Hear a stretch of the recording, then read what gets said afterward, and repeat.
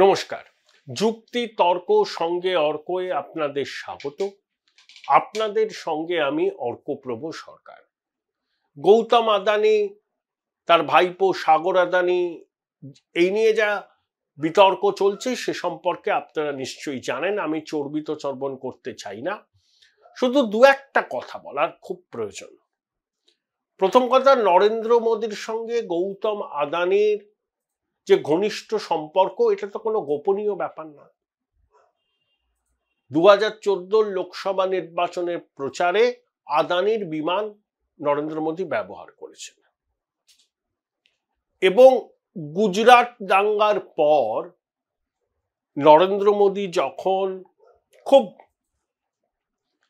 চাপের মধ্যে, তখন তার পাশে গৌতম আদানি কিন্তু দাঁড়িয়েছিলেন। এই যে ভাইব্রেন্ট গুজরাট সামিট করতেন নরেন্দ্র মোদী মুখ্যমন্ত্রী থাকাকালীন, সেখানে গৌতম আদানি এবং আদানি গোষ্ঠী সক্রিয়ভাবে এই ভাইব্রেন্ট গুজরাটকে সফল করবার জন্য সক্রিয় ভূমিকা নিয়েছিল এবং তারপর থেকে গৌতম আদানির সঙ্গে নরেন্দ্র মোদীর সম্পর্ক উত্তর ঘনিষ্ঠ হয়। দেখুন, গুজরাটের আর একজন শিল্পপতি আছেন যিনি বিশ্বের কয়েকজন ধনীর মধ্যে যার নাম আছেন, তিনি মুকেশ আম্বানি।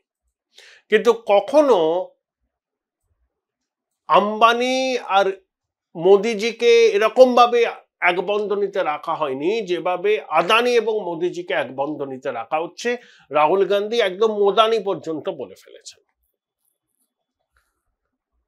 এখন এই শিল্প গোষ্ঠী, কোনো সন্দেহ নেই, প্রধানমন্ত্রীর সঙ্গে তার ঘনিষ্ঠতাকে তার ব্যবসা সম্প্রসারণের কাজে ব্যবহার করেছে।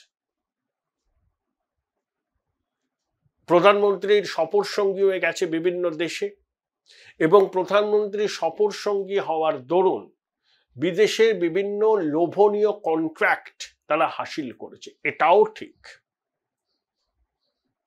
কিন্তু আমাদের দেশে একটা মানসিকতা আছে, বিশেষত লেফট কংগ্রেস ইকোসিস্টেমের, তারা ওয়েলথ ক্রিয়েটারদের ঘৃণা করে।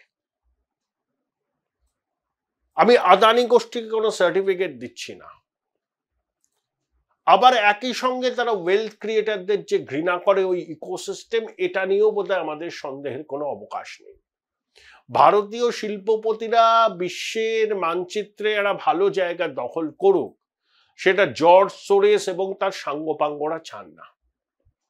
এবং জর্জ সোরেস এবং তার সাঙ্গপাঙ্গরা আমাদের এই মোদী সরকারের বিরুদ্ধে প্রথম থেকেই তারা হাত ধুয়ে এই সরকারকে বদনাম করার জন্য লেগে পড়েছে, এটাও সত্যি।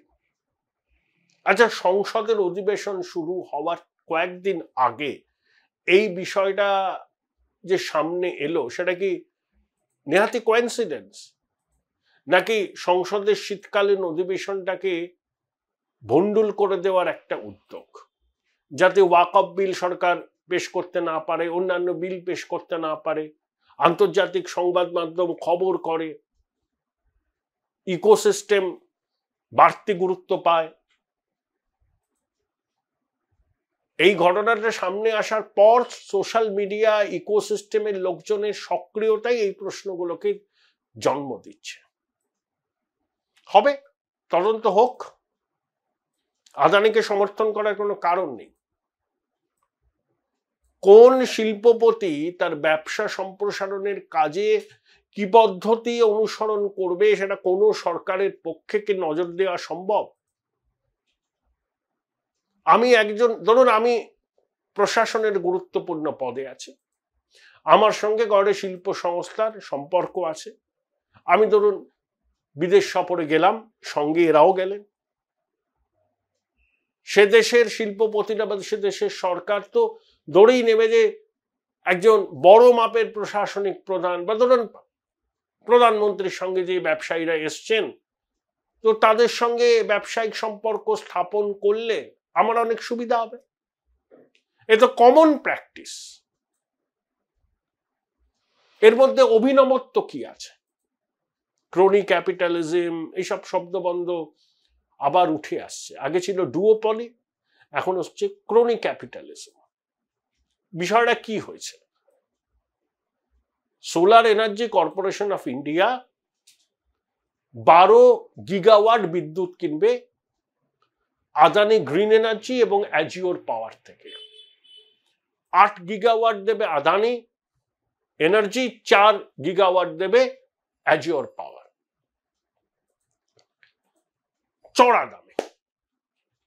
এখন solar energy corporation of India যে বিদ্যুৎটা নিল, সেই বিদ্যুৎটাকে তো বেচতে হবে পাওয়ার ডিস্ট্রিবিউশন কোম্পানিকে। একে তারা আদানির কাছ থেকে এই বিদ্যুৎ প্রকিওর করছে একটু বেশি দামে, তাহলে তারা যখন পাওয়ার ডিস্ট্রিবিউশন কোম্পানিকে সেগুলো বেচবে, তারা নিশ্চয়ই যে দামে তারা প্রকিওর করেছে তার থেকে চড়া দামে বিক্রি করতে হবে, নইলে তাদের ব্যবসা তো লোকসান হবে। এখন অভিযোগ দামটা এতই চড়া যে কোনো state power distribution company solar energy কর্পোরেশনের কাছ থেকে বিদ্যুৎ কিনতে রাজি হয়নি। তখনই আসরে নামেন গৌতম আদানি, তার ভাইপো সাগর আদানি, আরো কিছু কো কনস্পিরেটর, যারা বলছে আমেরিকার সিকিউরিটি কমিশন, আমেরিকার অ্যাটর্নির অফিস, যেটা নিউ ইয়র্ক জাস্টিস কোর্টে ফৌজদারি মামলা হয়েছে, যে কি অফিসিয়ালস, তার মধ্যে সব থেকে বেশি ব্রাইব দেওয়া হয়েছে অন্ধ্রপ্রদেশের অফিসিয়ালসদের, তারা 7 গিগাওয়াট বিদ্যুৎ নেবে। তারপরে ওড়িশা আছে, ছত্তিশগড় আছে, জম্মু কাশ্মীর, তামিলনাড়ু। অর্থাৎ আদানি ব্যক্তিগতভাবে অফিসিয়ালসদের ইনফ্লুয়েন্স করার চেষ্টা করেছিলেন যে তারা যাতে বেশি দামে সোলার এনার্জি কর্পোরেশন থেকে এই বিদ্যুৎ কেনে। তাহলে স্টেট পাওয়ার ডিস্ট্রিবিউশন কোম্পানি যদি বিদ্যুৎ না কিনতো, তাহলে আদানির সঙ্গে সোলার এনার্জি কর্পোরেশনের চুক্তিটাই বাতিল হতো। তাই স্টেট ডিস্ট্রিবিউশন কোম্পানি যাতে সোলার এনার্জি কর্পোরেশন অফ ইন্ডিয়ার কাছ থেকে বিদ্যুৎটা নেয়, সোলার এনার্জি কর্পোরেশনের স্থির করে দেওয়া দামে, সেটা এনশিওর করার জন্যই নাকি এই ঘুষের কারবারটা চলেছে। তদন্ত হোক, কারণ বেশি দামে বিদ্যুৎ কিনলে কনজিউমারদের বেশি দিতে হয়, উপভোক্তাদের ইলেকট্রিক বিল বাড়ে, তাদের পকেট থেকেই বিদ্যুতের বিল দিতে হয়। Join Indian Institute of Hotel Management now. Right choice, right decision. বিষয়টা হচ্ছে এই, অর্থাৎ নিজের ব্যবসায়িক স্বার্থ নিশ্চিত করার জন্য এই 2000 কোটি টাকার বেশি কিছুটা ঘুষ দেওয়া হয়েছে, আর কিছুটা প্রতিশ্রুতি দেওয়া হয়েছে। তার মধ্যে যে ঘুষের টাকার কথা বলা হচ্ছে তার 86% অন্ধ্রপ্রদেশের জন্য। এখন দেখুন, অন্ধ্রপ্রদেশে তখন ওয়াইএসআরসিপির সরকার, তামিলনাড়ুতে ডিএমকে সরকার, ছত্তিশগড়ে কংগ্রেসের সরকার, ওড়িশা নবীন বাবুর সরকার, এবং জম্মু কাশ্মীরে অবশ্যই তখন তার স্টেটহুড বাতিল হয়ে গেছে, লেফটেন্যান্ট গভর্নরের সরকার চলছে, কেন্দ্রশাসিত অঞ্চল। তো এই যে পাওয়ার পারচেস এগ্রিমেন্ট স্টেট ডিস্ট্রিবিউশন কোম্পানিগুলো করেছে সোলার এনার্জি কর্পোরেশন অফ ইন্ডিয়ার সাথে, বেশি দামে পাওয়ার কিনবে তারা, একে শুধু অফিসিয়ালস ইনভলভ ছিলেন। যত উচ্চপদস্থ আধিকারিক হোক না কেন, সরকারের শীর্ষ মহল থেকে অনুমোদন না নিয়ে তিনি কোনো চুক্তি সম্পাদন করতে পারেন না। তাহলে কেলেঙ্কারি হয়ে থাকলে এতে রাজনীতিবিদরা যুক্ত, সব দলের রাজনীতিবিদরা। আমার বক্তব্য, আপনি সিঙ্গেল আউট করছেন একজনকে। আমি তো বললাম যে আদানির সঙ্গে নরেন্দ্র মোদীর সম্পর্কে কোনো লুকোছাপা নেই। এটা আমরা প্রথমে জানতে পারি 2014 সালে লোকসভা নির্বাচনে, যখন মোদীজি আদানিদের বিমানে সারা দেশ জুড়ে প্রচার করেছে। এবং গৌতম আদানির সঙ্গে নরেন্দ্র মোদী তার যে সম্পর্ক আছে সেটা গোপন করেন না, কিন্তু আপনারা জানলে অবাক হয়ে যাবেন, আদানি নিজে একটি সাক্ষাৎকারে বলেছেন তার সঙ্গে সব থেকে ভালো সম্পর্ক হচ্ছে মারাঠা স্ট্রংম্যান শরদ পাওয়ারের, দীর্ঘদিনের সম্পর্ক, এবং সেই সম্পর্ক একদম ব্যক্তিগত এবং মোদিজির সঙ্গে তার যে সম্পর্ক, শরদ পাওয়ারের সঙ্গে তার সম্পর্ক আরো পুরনো, আরো ঘনিষ্ঠ। এবং শরদ পাওয়ার গুজরাটে গেলে আদানিদের বাড়িতেই থাকেন। এই হচ্ছে ব্যাপার। দেখুন, আমেরিকা থেকে তো ওই আদানিরা এই প্রজেক্টটা ফিনান্স করার জন্য টাকা তুলেছে ইনভেস্টরদের কাছ থেকে বন্ড টন্ড দিয়ে। তাহলে আমেরিকার বক্তব্য হচ্ছে আমেরিকার বিনিয়োগকারীদের কাছ থেকে টাকা নিয়ে প্রজেক্ট ফিনান্স করার নামে সেই টাকায় ঘুষ দেওয়া হয়েছে। এটা এথিক্যালি ঠিক নয়। সেই জন্যই তারা মামলা করেছে, গ্রেপ্তারি পরোয়ানা জারি হয়েছে, ইত্যাদি ইত্যাদি। এগুলো সব জানেন, কিন্তু পুরো বিষয়টার ফয়সলা কিন্তু এখনো হবে না। বাইডেন অ্যাডমিনিস্ট্রেশন, লেম ডাক অ্যাডমিনিস্ট্রেশন, ট্রাম্প প্রশাসন আসলে এইসব আধিকারিকেরা বদল হবে। তখন এই বিষয়টা কোন পথে গড়াবে এখনই বলা যায় না। হতে পারে ট্রাম্প প্রশাসন এই বিষয়টাকে হাতিয়ার করে ভারতের সঙ্গে কড়া বার্গেনিং করবে, আবার হতে পারে ট্রাম্প প্রশাসন এই বিষয়টা নিয়ে কড়া নাড়াচাড়া করবেন। সবকিছু হতে পারে।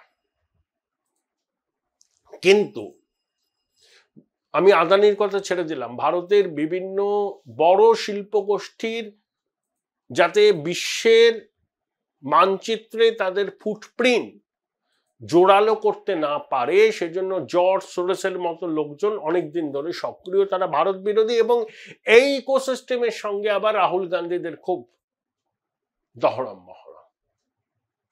দেখুন, রাহুল আর জয়রাম রমেশ খুব এক্সাইটেড হয়ে সাংবাদিক বৈঠক করছেন, কিন্তু ভূপেশ বাগেল বলুন, অশোক গেহলট বলুন, কংগ্রেসের অন্য শীর্ষ নেতারা, তারা তো কিছু বলছেন না। তৃণমূল কংগ্রেসের মহুয়া মৈত্র বলছেন, সাকেত বলছেন, কুণাল বাবু বলছেন, কিন্তু তৃণমূলের শীর্ষ নেতৃত্ব তো মুখে কুলু পেটেছেন। তাজপুরের গভীর সমুদ্র বন্দর আদানি প্রকল্প থেকে আদানি কি একেবারে সরে গেছে? একটা প্রাথমিক লেটার অফ ইন্টেন্ট তো ইস্যু করা হয়েছিল, তার ভবিষ্যৎকে আমরা জানি না। আবার কি সরকার আদানির বিনিয়োগ টানতে আগ্রহী? বেঙ্গল গ্লোবাল বিজনেস সামিট যেটা হবে ফেব্রুয়ারি মাসে, সেখানে কি আদানি গোষ্ঠী উপস্থিত থাকবে? এই পরিবর্তিত পরিস্থিতি, এই ধরনের অনেক প্রশ্ন আছে। রাহুল গান্ধী এবং ওই জয়রাম রমেশ প্রমুখ তারা নিজেদের ওয়েলথ ক্রিয়েটারদের যে বিরুদ্ধে, তারা সেটা কিন্তু বারবার প্রমাণ করছেন। ভারতবর্ষের ব্যবসায় মোনোপলি, ক্রনি ক্যাপিটালিজমের পতন হয়েছে কি কংগ্রেসের সময়। তারা এখন ক্রনি ক্যাপিটালিজম হেজিমনির বিরুদ্ধে সওয়াল করছে। এটাই একটু অবাক লাগছে। দেখুন, আদানি গোষ্ঠী আর একটা বিতর্কে জড়াবে। তারা বোলাঙ্গিরে অনেক জমি নিচ্ছে উড়িষ্যার, সেখানে খুব বক্সাইট মাইন টাইন আছে, বক্সাইট উত্তোলন করবে না কি করবে, 50,000 আদিবাসী কিন্তু ডিসপ্লেস হতে পারে। ইতিমধ্যে কেনিয়া সরকার আদানির দুটো প্রকল্প বাতিল করে দিয়েছে, একটা এয়ারপোর্ট মডার্নাইজেশন এন্ড রিনোভেশন, আর একটা হচ্ছে এনার্জি ডিস্ট্রিবিউশন করার। Adani green energy $600 million bond ছেড়ে আমেরিকার বাজার থেকে তুলবে পরিকল্পনা করেছিল, সেটাও আপাতত বেশ পাও চলে। ভবিষ্যতে আদানি গোষ্ঠী যে সমস্ত প্রকল্প চলছে, তার ফিনান্সের জন্য বিদেশের মাটি থেকে টাকা তোলার ক্ষেত্রে সমস্যা হতে পারে। বৃহস্পতিবার মানে 21শে নভেম্বর আদানি গোষ্ঠীর শেয়ারে রক্তক্ষরণ হয়েছে, অনেকগুলো স্টক লোয়ার সার্কিট ছুঁয়েছে।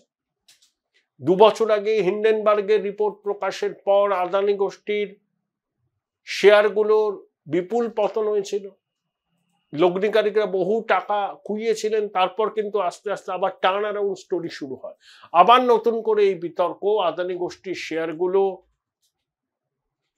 দাম কতটা পড়বে এই মুহূর্তে বলা যাবে না, কিন্তু এটা ঠিক যে এই ধরনের ঘটনায় ভারতের তো সম্মান কিছুটা হলেও হানি হয়, এবং ভারতের আর্থিক ব্যবস্থা নিয়েও বিশ্বের বিভিন্ন জায়গা থেকে প্রশ্ন উঠতে পারে। এই কনগ্লোমারেট গুলো কিভাবে কাজ করে সে সম্পর্কে অনেকে প্রশ্ন করবে, এবং ভারত যে আস্তে আস্তে তৃতীয় বৃহত্তম অর্থনীতির দিকে এগিয়ে যাচ্ছে বলে প্রধানমন্ত্রী মোদীজি দাবি করেন, এই যাত্রাপথের আনন্দ গান কিন্তু খুব মসৃণ হবে না যদি এই ধরনের ঘটনা বারবারে ঘটতে থাকে। অতএব সাধু সাবধান। সরকারের উচিত স্বচ্ছ তদন্ত করে দুধ কা দুধ কানিকা পানি আনা, প্রয়োজনে আদানি গোষ্ঠীর বিরুদ্ধে এফআইআর দাখিল করে তদন্ত করা। ভারতের তদন্ত এজেন্সিগুলোর উচিত এই বিষয় নিয়ে তদন্ত করা। সরকারের উচিত এই পদক্ষেপগুলো নেওয়া, তাহলে সরকার নিজেদের এই পুরো কন্ট্রোভার্সি থেকে আড়াল করতে পারবে, মানে দূরে সরাতে পারবে। যদি সরকার সদর্থক পদক্ষেপ না নেয় তাহলে বিরোধীরা বলবে কিন্তু সরকারও দেখো কমপ্লিসিট, তারা যে কোনো মূল্যে গৌতম আদানি এবং তার কংগ্লোমারেটকে রক্ষা করতে ব্যস্ত। এই ধারণাটা কিন্তু বদ্ধমূল হবে। আমি জানি না ভারত সরকার কি পদক্ষেপ নেবেন। প্রধানমন্ত্রী আদানি বিতর্কে আগেও মুখ খোলেননি, এখন তিনি বিদেশ থেকে ফিরে এসে নিশ্চয়ই কিছু বলবেন কি বলবেন না আমি জানি না, সংসদে হয়তো কিছু বলতে পারেন। একবারই শুধু বলেছিলেন লোকসভা নির্বাচনের প্রচারে কংগ্রেসকে লক্ষ্য করে যে শাহজাদা নাকি আদানি আম্বানির কাছ থেকে টেম্পো ভর্তি টাকা নিয়েছেন ইত্যাদি ইত্যাদি, ওই একবার, তারপরে না। কিন্তু প্রধানমন্ত্রীকে আমি ব্যক্তিগতভাবে মনে করি সিজারের পত্নীর মতো সব সন্দেহের ঊর্ধ্বে থাকা উচিত।